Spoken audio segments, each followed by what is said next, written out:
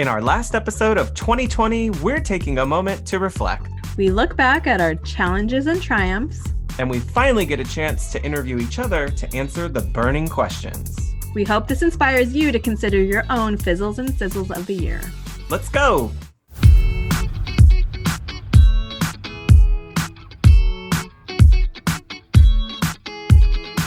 Hi, I'm Rebecca of Studio Plum. And I'm Shaun of Renstead Interiors. We're interior designers Turned internet friends. turned real life friends. Welcome to the Hot Young Designers Club podcast. We're not that hot. Or that young. Every week, we'll be spilling the tea on how a new generation of interior designers can run their businesses. Welcome to the club. Hi, Shaun. Warmest wishes. We can't even get the greeting right. Well, welcome to our final episode Of the year. of the year We'll be back, Sorry. everybody. of the 2020. Yes. It's kind of like, it's a lot of work going into this time of year, and I'm happy with so much of what we've done.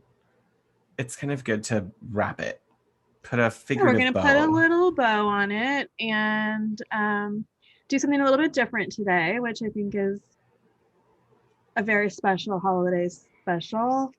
No, a very special Hot Young Designers Club episode. Yeah, Hot Young Holiday Party. Hot Young Holiday. And So what are we doing? what are we doing? We are taking some time to reflect on the year. We have put together some questions to help us look back at the year, maybe do a few yay me's, maybe do a few woe is me's. And then, it's just family this episode. It's just Rebecca and I. And we want to interview each other a little bit because we do so much time focused on other topics, and not all of our conversations get really, deep into the woo-woo. Right. And I think especially this year that has been just a roller coaster in general, for the world, for our industry, for our businesses. Yeah, I do think it's important to just take a minute and see what happened. And hopefully our listeners can also sit down and go through this on their own exercise and think about some of the questions and put them into their own reflections. I think this is really the emotional side of it, where when we talked about end of year planning in our episode there, we were really focusing on business strategy and stuff like that. And this is more of we've already done the head part of it. This is the heart part of it. Yeah. Well, and when we are running our own businesses, like, it's all tangled up with our emotions a lot of the time. So it's just one big hot mess. Hot Mess Express. Okay. Let's get into it. So we're going to kind of be the featured guests today. Because it's our show, not yours. Yeah, it's our show. And it's kind of the bookend to our very first episode, which kicked off in April. Meet the Hot Young Designers. This is going to be Meet the Hot Young Designers 9 months later. 9 months later. Oh, how the year has aged us. Oh, yes, it's true. Okay, so I'm gonna ask you first. Okay. So Shaun, welcome to the show. Thanks. I'm excited to be here. We're so happy to have you. It's a pleasure. So as we wrap up 2020, what would you say was your biggest challenge for the year? It ties into a couple things, but I kind of narrowed down to what I thought was the seed that started the biggest challenge, which is having to set realistic budget expectations and budget needs for clients and projects.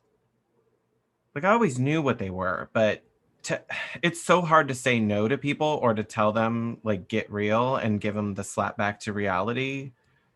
But the projects get better when I'm honest up front.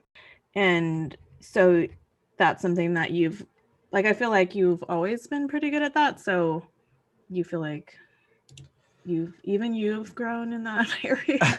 Oh yeah, for sure. This year, because maybe it's part of this is the influx of people focused on their homes has sent a flood of clientele to many of us. And for me, it's been that way where it's like, yes, everybody should have a beautiful home and everyone deserves to be able to have a beautifully designed home, but not everybody, we talked about this in other conversations, but not everybody deserves the Range Rover of homes. And I can't provide that at an entry level price point for everybody or a budget level price point for everybody.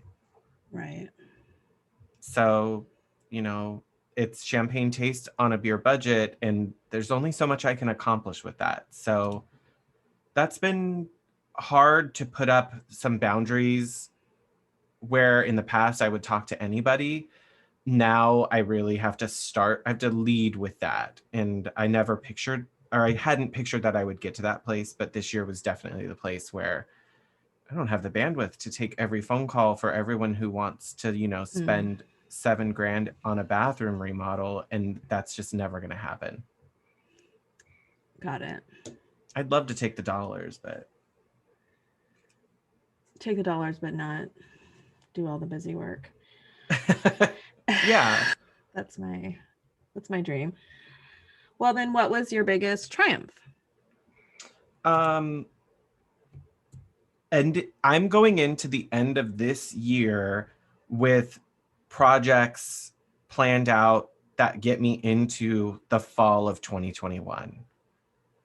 Like there's an amazing level of security and comfort that comes from that. And it makes me feel, I don't know, it's not a warm and fuzzy effect because I'm not usually like that, but it's definitely a reassuring way to know that like, okay, these clients are with me, these projects are with me, like we're going to be working together for a while. Yeah, and I know you really enjoy kind of planning ahead and knowing what to expect and not feeling like you're scrambling to fill your schedule. And totally. Yeah. I mean, that's pretty major. Fall. I mean, that's like a year out. Yeah. Not that I can't continue to take on more. Like as they move into new phases, I'm excited to bring on other stuff that will take me further out. But you have a nice baseline, like a nice cushion. Yeah. Yeah. That's like, this is the first year I've done that. In the 3 years I've been in business, this is the first year that I'm like, oh, I have a significant workload to confidently take me well into next year. Yeah. Well, kind of on that note, what are a few great just like things, moments or experiences that you had in 2020? Meeting you. Oh, yeah. Hello. All the way back to like I think the whole whirlwind of connecting over the one room challenge, but then letting the whirlwind that fuel, courtship. Yeah. Shotgun marriage. We were pregnant with a podcast and didn't know it. But I think that was like huge for this year. Like starting a freaking podcast, I never would have imagined putting ourselves out there that way. It was more of like a pen in my cap, not necessarily like the biggest thing of the year, but having my my primary bedroom remodel in Rue it's a highlight of the year for me and a big yay me moment, because I've really admired what Rue puts out there and their perspective. And so I was excited to have that project as part of that, perspective. Yeah. Um, Nurturing our hot young designer community has been really, I don't know, rewarding to know that Mm-hmm. we are connecting with other designers, that we share a like mind on some things, and then where we don't, we're like challenging each other to do different, more, better, or to be open to things. And I love seeing that because I think that's really what's made this year really exciting. Mm-hmm. And of course, on top of it, having it been probably my busiest year, that there has been some revenue generation on top of everything is nice. Sure. I mean, I don't think I mean, that's everybody would why we're consider that. doing it. Yeah, like it seems like a given, but we should celebrate when the given actually happens. Yeah. Since we like to, talk about stopping things, You know hashtag just me, stop, hated hashtag just it. stop. What are some important things you stopped doing? um, I stopped taking on projects or the clients that aren't right for what I'm going to do. Mm-hmm. In the first 2 years, it was like, look, I need to get paid. So sometimes I'm going to keep taking on stuff that I know isn't going to be great, but it will get me a paycheck. And maybe it's having that confidence this year of knowing like, oh, there's all these other projects. I don't need this one, or I don't need this problem client with their red flags. Or it's going to impact the clients that I do want and value. Yeah. And also, I don't want to design when you don't like the project, coming up with a really great design is awful. Mm-hmm. And then when you don't like the client, the process of going through all that also makes it awful. Right. So no one's getting my best anything. Like you're either not getting my best version of myself or my best creativity, and sometimes you're not getting the best of either. Right. Yeah, no, it's definitely like the knowing in advance when that's what it is. Yeah. Like And developing your that just takes designer, experience, I think. Yeah, so your sixth sense takes time to develop. mhm. So then what are some important things you've started doing? Hashtag just start. Just Just start. hashtag Just just do start. it. Um I was telling you about this that I had appointment options, but I had never put them out publicly. And it was after starting conversations with you that I finally put booking options directly on my website. And it made such a huge difference in the level of clarity that was accessible to clients that I am getting better inquiries. I am getting an easier pathway to projects because it starts with, oh, he's already putting information out there. He's already accessible. You're easy to get a hold of. I'm Well, you've removed a generous. barrier too. Like we've talked about that. Like if someone's looking at night and they want some information, they can just book an appointment, whether it's Yeah, just a call or whatever. But yeah, then they can just do it and it's done versus, oh, I got to remember to call him tomorrow during working right. hours or Exactly. Or like, oh, I'll send, it used to be like getting DMs and then it was like back and forth about setting up a time or whatever. I mean, we're going way ugh, back to the beginning of the year when I was still getting people emailing me inquiries, and it was like, ugh, then you're back and forth on a time or sending them my Acuity link. And to have it just be like on the client makes it so much easier. But me just putting that foot out there made it that clients could see what was happening. And yeah, it setting up the relieves process. anxiety about the process. Oh my God, yeah. um Another small win that I think has really helped me is I use Asana to organize my project management now instead of my own kind of spreadsheet process. And it's just made it easier for me not to forget important components of projects, to have follow-up scheduled, So this is not sponsored by them, but I've really found a level of confidence in knowing that things are down and in somewhere instead of it always depending on what's in my head and like what I remember when I'm in the shower or brushing my teeth. Like that still happens, but the big stuff is already there somewhere. Yeah, that is a big to-do on my list. I can relate to being the one with sticky notes all over her desk. Oh, I still have sticky notes for sure. And I still have like lists of scratch paper with random things circled or highlighted on them, but it's not as many. And I feel like the big things that I could let a client down on are still handled. Like there will They're always be caught. room to get. Yeah. So looking back, what was 2020's gift to you? Like we do a lot of complaining and dumpster fire jokes about 2020, but I feel like there was some beauty in it. Totally. I don't, it's such a weird transition for me to have left a career where I constantly felt confident that I was on the right track, doing the right things, had value to add. And there's something that really like tears that down. And I know we've talked about this, like me coming from my banking career and you coming from your graphic design career, but this year has really underscored for me that I have I have value to add to the design world, that I have value to add to my clients, that I have expertise to bring to the table, and that I'm on the right track. I'm doing the right things. That I don't know, perfection isn't the goal, but it's just to show me that, hey, you have this, keep doing it, it's working.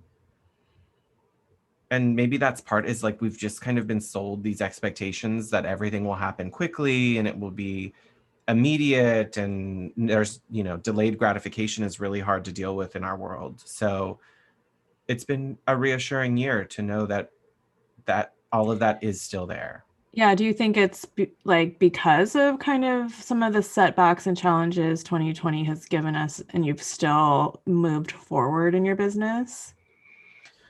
Yeah, I Like think that's a big despite part some of it. speed bumps? Right. Yeah. Minus the fear that we started off with in like March and April, and everyone feeling like, oh God, we're on the verge of collapse. And for many people, it still is. And for other industries, it still is. So this is purely my perspective of knowing Yeah. like, oh, I'm doing good things. Like I have important stuff to help with, and people find it valuable, whether it's through our community of high-end designers or through my clients. It's like, it's a good morale boost. Definitely. It helps offset some of the strife of this year. Okay, so describe 2021, Shaun. Outwardly focused. Hmm.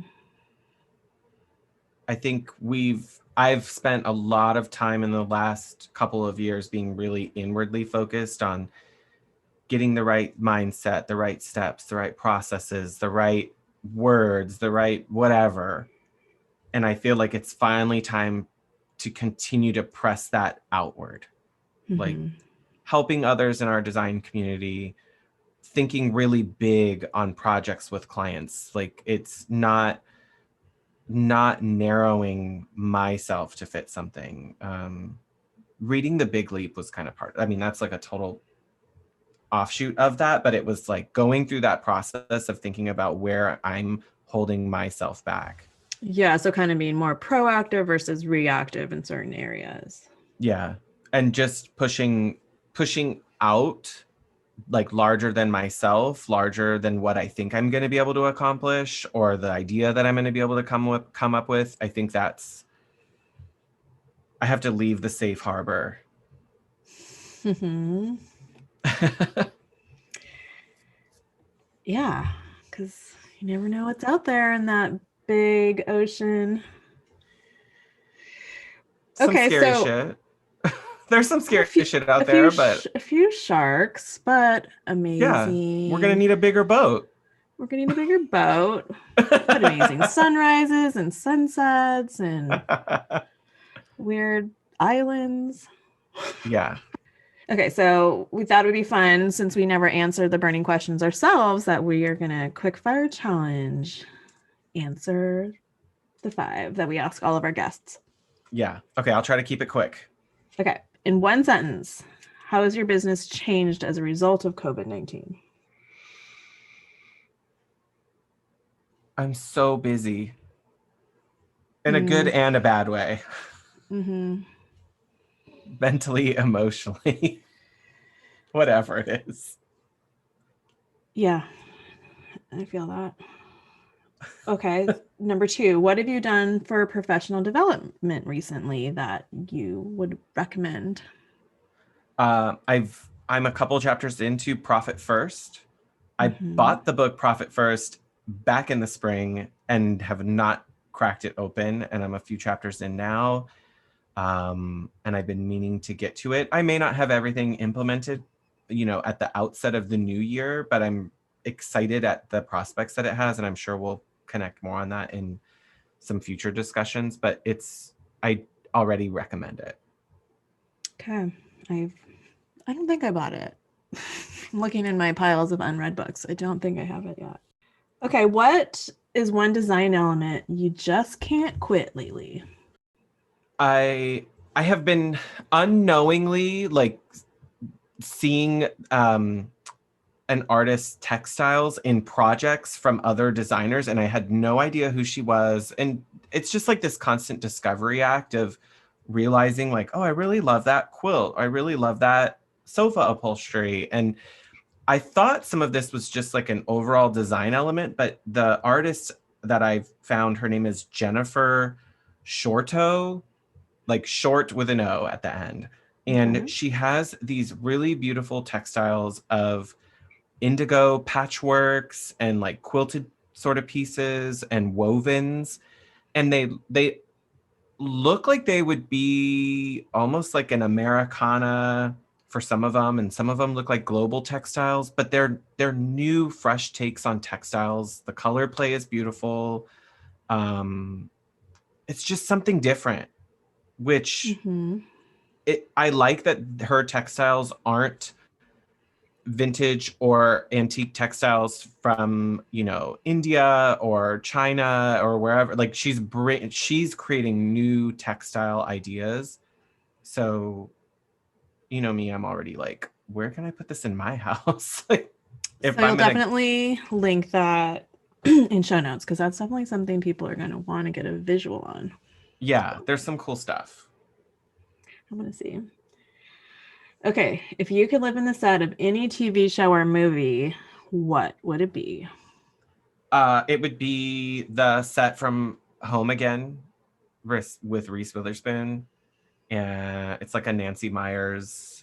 Yeah. It's in that vein. Like, if Something's Gotta Give and all those movies, like, the sets are really enviable, but Home Again is a Spanish style home in Los Angeles. It's got a guest house thing. And like, even if you just watch the movie for enjoying the kind of casual aesthetic of it all, it's beautiful.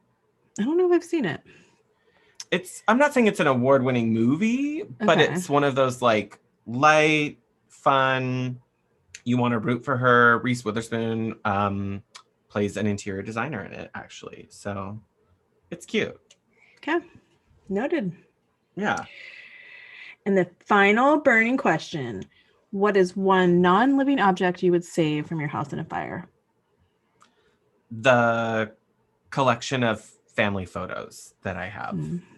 Because I've got stuff dating back to like 1860, and they're obviously important for like, I would hate to be the family member who has them get burnt in a fire. It's a lot of responsibility, but I also feel like grab these boxes. Some of them are on glass slides, like they're the negatives and they're printed on glass. So I'm like, I gotta save that stuff. That's It's a grab and go on. item for sure. Yeah, yeah. That's awesome. Should we make like Missy Elliott and flip it and reverse it? Okay, let's do it. All right, you're in the hot seat. What was your biggest challenge this year? Oh, I have so many. It's so many challenges this year. In the beginning, it was definitely juggling the mom act with work. Like in the spring months of shutdown, but we worked that out. So kind of similar to what you were talking about, saying no to small projects. I had a It's so lot. hard. I had a lot the first half of the year. I don't know if we talked about it here. I had 23 projects happening at one time at one point. And they were all different scales and scopes, and Yeah. Carried it's just over not from different things. sustainable. No, it was not great. So that's definitely something that I am dealing with still, just like, I don't know, internally, mentally, Of emotionally. of saying no to people, or Yeah, I feel just like like I not keep being getting able to help tested. everyone. Yes. Yeah, I was talking to actually my CPA yesterday, and she has a similar kind of tendency, and we pinpointed, both of us have this, when it comes to things that we can do, like using our skills or talents, that's where I become a people pleaser. Because That there's like nothing that, triggers it. yeah, there's no skill barrier. It's No, and just a it's like I will want to be issue. helpful with that because I have something that that person doesn't, and I can do it. So, Yeah. Just because we can learning. doesn't mean we should. Exactly. um, what's been your biggest triumph then? You know, I'm gonna say I think it overall was the Hot Young Designers Club. I mean, obviously, it's been fun hearing from people and knowing that we're doing a little bit to help the design community. Totally. But looking back at this entire year and not knowing, like in the beginning when we started it, we didn't know what the year would be like. But looking back, it's created like an anchor to my weeks and kind of like a co-working situation where I really haven't felt isolated at all this week or year, even though technically I have been. Yeah. It's definitely a highlight to each week of like having, and some weeks are harder than others, but to know like, okay, I have a we have this like commitment to each other to make something happen. And some weeks are easier and some weeks are harder, but it's knowing that like Yeah, it's like the I'm gonna collaborative anchor creative myself. process. It's the like feeling like I can co-work with somebody, like you understand, you know what I'm doing and know some of my project details, but also the social aspect that's gone away. Yeah. I don't really miss that because I get a lot of it. Like, Yeah. Like I'm still talking to you. We're all still talking to each other frequently. We're all still sharing ideas. We're sharing our yeah, stupid conversations about really nothing at all that you miss from getting from other friends or people that you might have seen for coffee or whatever. Like, right. so what are, if you had to like name some of the great things you did in 2020, what would they be? Um, yeah, this is really like hard to do the toot toot. Um, I would say definitely being asked and finishing the featured designer spring one room challenge. Yeah. That was major. It was major to be asked, and also like we were March to 2020. do it. Like, what? Yeah, starting. Like, remember at the outset of COVID, like class of spring 2020 was, yeah, I survived. But that project, it was incredible. It kind of opened my world to a lot of different folks. Instead of just following on the internet, I feel like now I have more relationships and online friendships through it. It also was the kind of jumping off for me being featured in Sacramento's magazine, which is our local publication, and my room was on the cover of the home section. what? So yeah, that was cool. It's like big grown-up stuff, like boss lady type of shit. Yeah. I don't know. That's what it feels like. Like, yeah, it feels like those are something big that moves.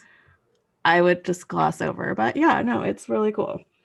I know you're not big on the yay me files. No, but I also know it's important to just like accept the compliment, I guess. And also, I think I've said this before, like, I want to model this for my daughter, that we don't have to diminish our accomplishments. We don't need to be annoying about them, but Right. But we don't have to shy away or back away. It's okay to be modest, but still feel proud of accomplishments. Right. Totally. The one other little thing that I think is a big thing, kind of related to the podcast, is I made you and Claire start using Marco Polo with me. Oh and God. that started after the podcast, maybe, but that's like back to my co-working comment. Like, yeah, we can pop on there at any time of the day, complain, ask questions, get advice. and boy, do we. And it's totally like our little coffee pot station in the office. Yeah, like our hallway chat moments where it's like, oh my God, did you hear about blah, blah, blah? And then you're like, what? Yeah, like things like our husbands aren't going to care about. Like, yeah, we can get shade, like throw shade around on there. Yeah. I love it. So yay me for making you do that. I've loved it, and I have tried to get more of even my friends and my family to use it. I think it's just some people don't get it until they use it. And everyone else is like, well, but we have text messaging. I'm like, no, it's not even close. It's the best of FaceTime and text messaging, and it just in Instagram stories. And it fits with our lifestyle in the way that you can just like leave these visual voicemails with each other. And then if it happens to be that you're both real time, you can like get thoughts out and sort of muse in it. Sometimes it's silly and we're like, let's just FaceTime. Like, yeah. Did you hear? Like, can you hop on Zoom because 5 minutes soliloquy? Yeah. Yeah, we've been talking back and forth on Marco Polo for too long. So I like it. It's a good app. But yeah, I think that was like a definite save for my year. So yeah. Okay, what have you stopped doing this year? Just stop. I've stopped by force. I've stopped overcommitting socially. So that's really cleared up my calendar. Thanks, COVID. Thank you. Have you seen that TikTok? Have you seen the TikTok where it's like, oh, I'd love to see you, but it's a pandemic. I'm so love to have you over, but pandemic. Like, it's seriously like, I'm kind of not mad at any of that. So yeah, I mean, I was in a lot of clubs, in a few groups. I'm still in some of them, but just even cutting out the like travel time and the saying goodbye time. Like it's just helped a lot. And the small talk and Yeah, I mean, it's just really tightened things up. So,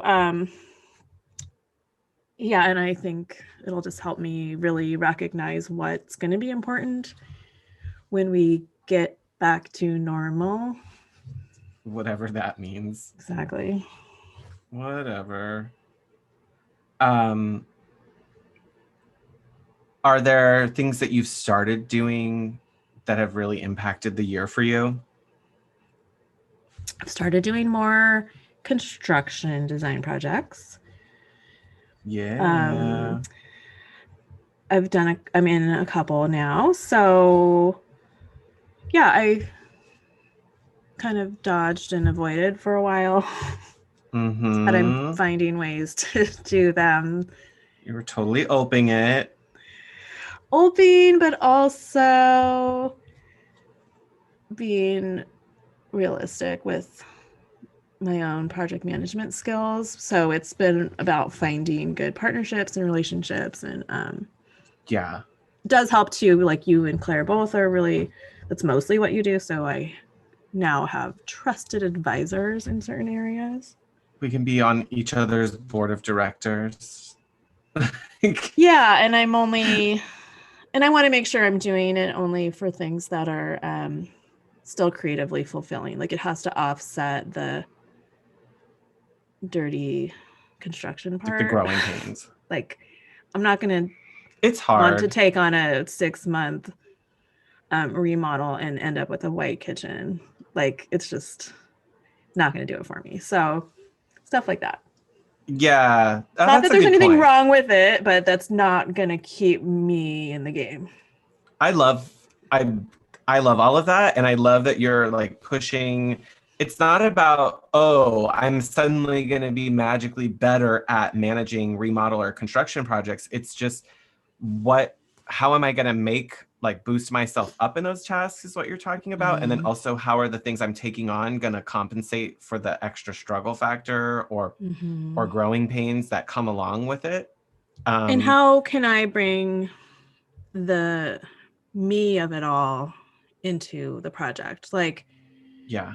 if somebody wants like a beautiful traditional super timeless forever kitchen, I might not be the best designer for that project. I'm not saying that I will design things that aren't timeless or forever, but I'm always recognizing my influence is better if it's creative and unexpected and colorful, I guess. I don't know.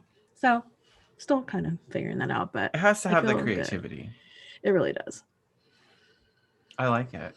What has been 2020's gift to you? I mean, it kind of doesn't feel like it, but the gift of time. I think this is the first year that time has really slowed down. And so even though I'm still busy and overwhelmed a lot of the time, I do feel like I have more time to focus, be home alone, and work without a lot of external demands on me. Because we don't have to go a lot of places. We don't like. So I've been. There's like an excuse not to. Yeah, the introvert of me in me has really enjoyed this opportunity to be home. But I love that you haven't like gone, like a full Amish life. Like you're not doing the making bread. You're not doing this kind of stuff with it. But you're just I still feel there's not enough time in the day, but that's how you are though. You're gonna find something else to fill that time because that's who you are. Like you're not going to let yourself sit and just not have new inputs or new creative opportunities or things come your way. Like you're not going to close things off. Okay, so here it is succinctly, I think. There's nothing better of a feeling for me than to know that I can look at my calendar and there are no meetings on it. At least not any go anywhere meetings. So Yeah. that has happened now that my calendar looks like that 3 to 4 days a week. So I love that. Like I love that journey for you. I'm still sitting at my desk every day, but I just love not having to like see people when there's so many things I want to be working on. So I I mean, I love my clients so much, but I feel so hard what you're saying about like kind of that best introverted life where you can yeah. reserve it for those power through moments when I'm at consults or at meetings or talking with contractors, and it's only 1 or 2 days a week instead of Yeah. every day back to back, like 3 random meetings, like really being able to plan those out. And I've gotten better at banking those times together. It's like, is it a sweatpants day or is it a jeans day? Do I have to put on being in public clothes, Yeah. doing my So hair? I'm gonna miss that. It's not going away immediately, but maybe that'll be a takeaway into Yeah. when you can. It's like, well, I'm still going to block time for me to be at my office getting things done. And when you bring back, or however you decide it's best to bring back portions of your team, that you'll be really thoughtful about, look, it's not going to be everyone in my face all the time. Yeah, yeah, definitely. I feel like I will value and preserve this feeling as much as I can. I like it. So then how would you describe 2021, Rebecca? 2021 Rebecca, I think she's going to be more confident.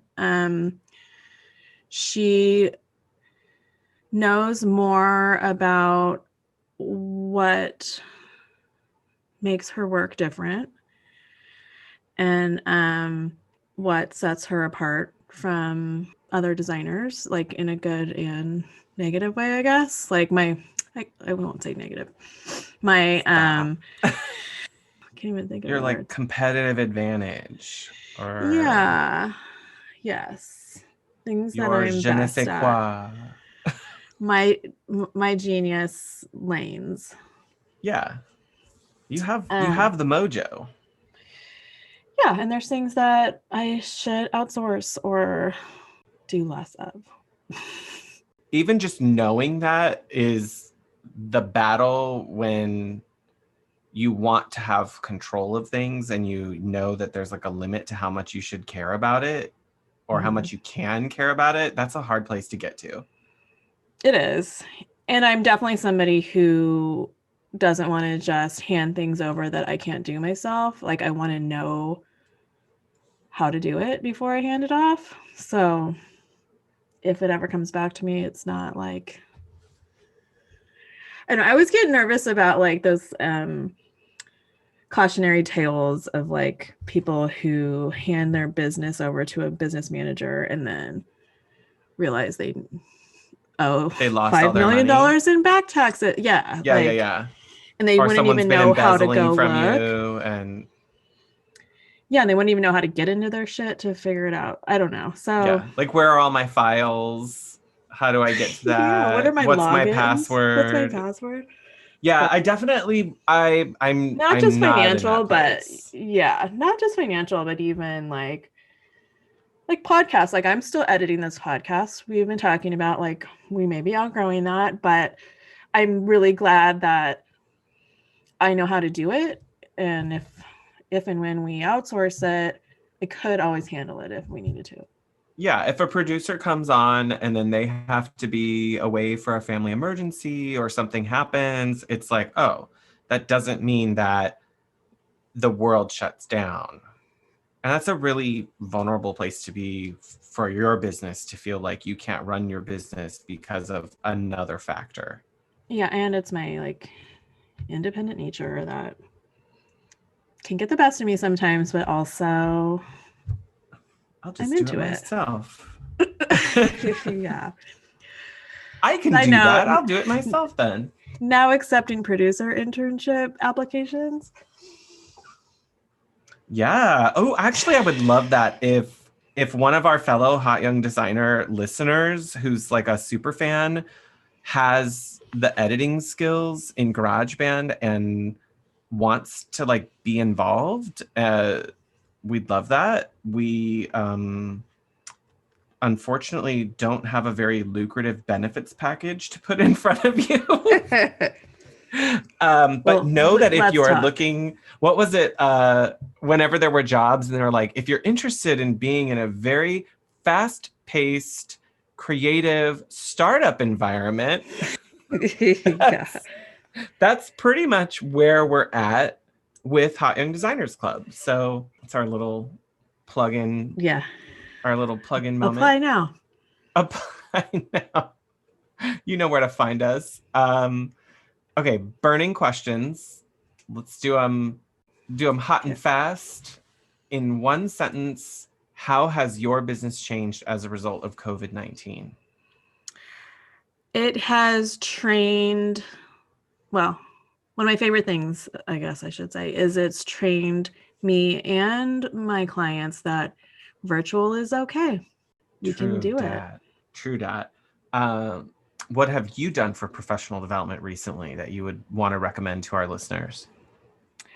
I think I talked about it last week, but I hired a new bookkeeper, and one of my favorite parts about it is me and our friend Claire hired her to do some training with us. So instead of just like hitting the ground running, she actually went through Studio Designer and kind of helped us establish some processes and workflows and tips and tricks. And So that was smart. really awesome. I think it speaks really highly of her ability to do the work that she does if she can teach it back to someone else, because they're two so different things. I'm glad you guys did that. Yeah. Because having like a legit pro status bookkeeping situation just gives you so much more confidence. Oh my God. I can't even tell you how excited I am to really dig into it. What nerd 2021. alert? Like, I'm so excited about bookkeeping. Yeah, fresh start. I It's going to be mean, awesome. yeah. What's a design element you've been drawn to lately? So this is kind of weird to say, but I'm going to have to go with pattern. I I'm somebody, okay, Enneagram 7. We all know I like new shiny objects. I tire of things kind of quickly. But so I've always been kind of afraid in my own home, at least, to commit to pattern. But I've been leaning into it, like my dining room, one room challenge. I did a little bit of pattern mixing, and it was my favorite part of it. So yeah, I'm looking more so, and I've been doing more wallpaper, um, and finding ways to incorporate pattern and color in bold ways that also aren't overwhelming. Yeah. Do you think that has to do with like a new level of confidence in your design, skill, that you can do it? Like, Maybe. or you're just so tired of basic? I mean,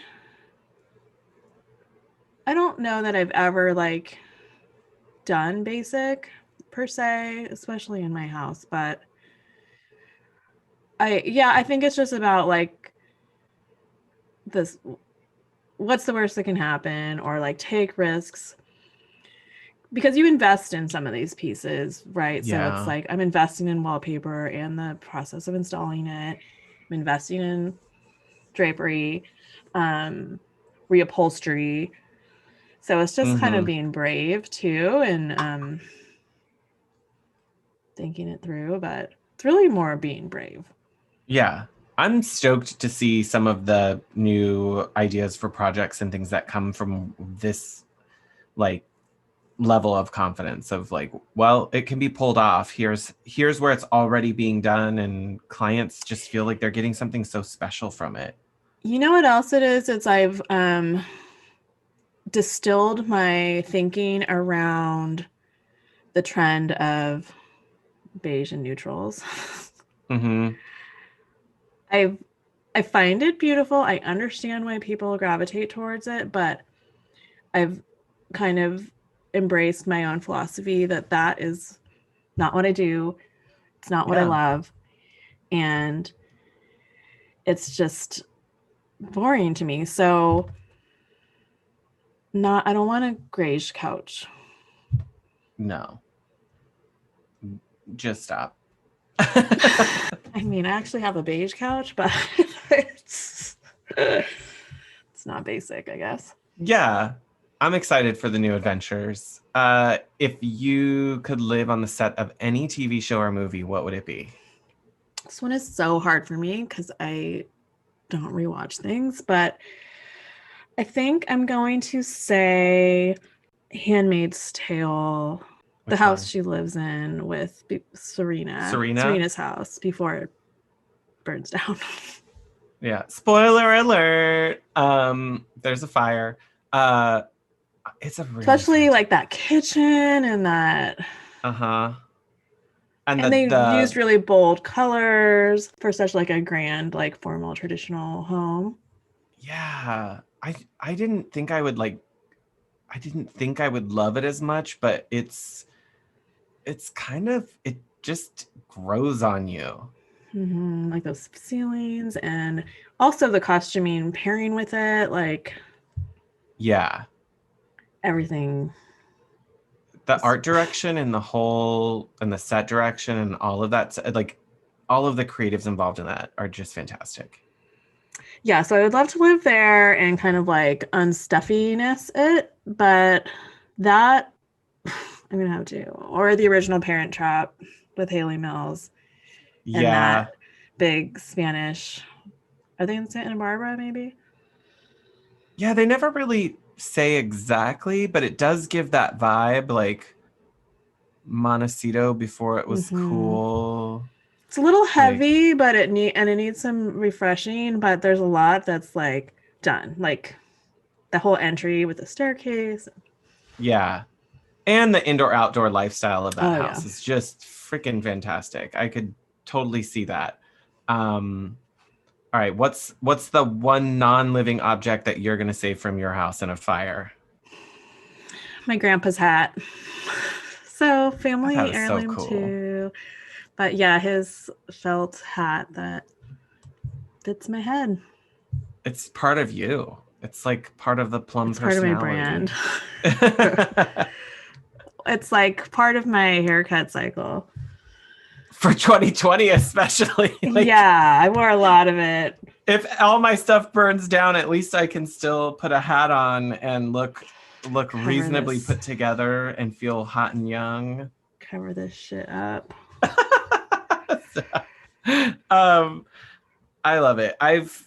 This year has been such a cool place to put so much out there of ourselves, and I love our listeners for bringing themselves to it and challenging themselves with the work, and our guests for bringing themselves authentically to it. I mean, that's really hard to imagine. Like, yeah, sure, we signed up for it, but then to have guests who willingly sign up to be vulnerable and share parts of themselves is really cool. And we've had some amazing guests this year.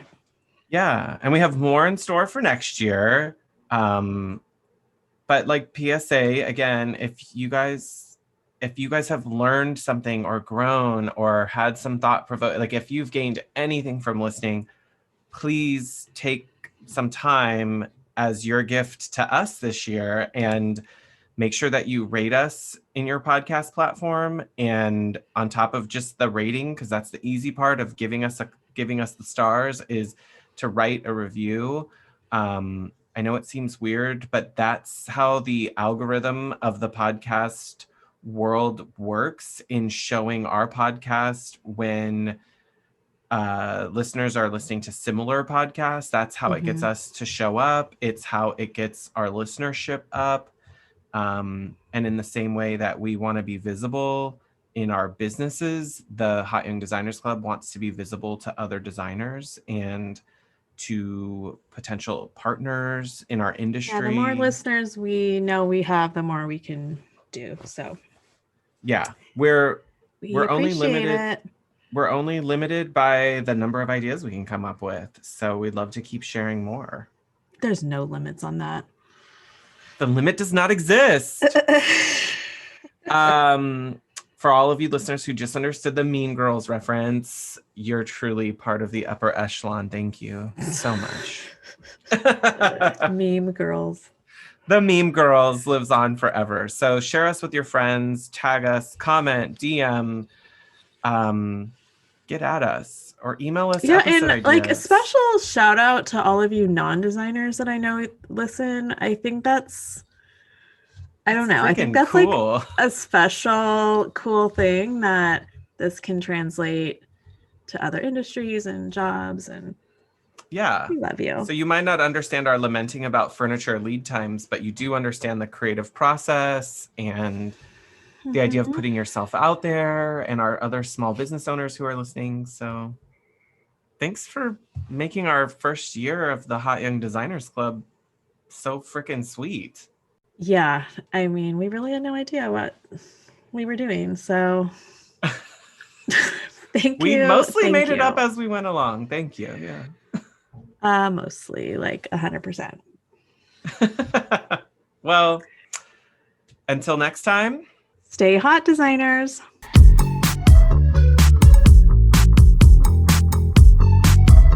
Thanks for joining this meeting of the Hot Young Designers Club podcast. If you liked what you heard, please subscribe and leave us a review on Apple Podcasts. Check out the show notes there for links to things we talked about today. We are keeping the conversation going on Instagram, so don't forget to like, comment, and follow at Hot Young Designers Club. You can find Rebecca on Instagram at Studio Plum. And you can find Shaun at Renstead Interiors. That's WRENSTED.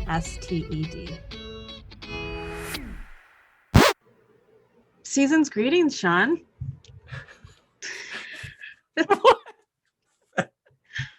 I tried to be festive. I wasn't ready. I was like, I don't know, festive salutations. Happy Festivus. I don't know. All right, I'll just be normal.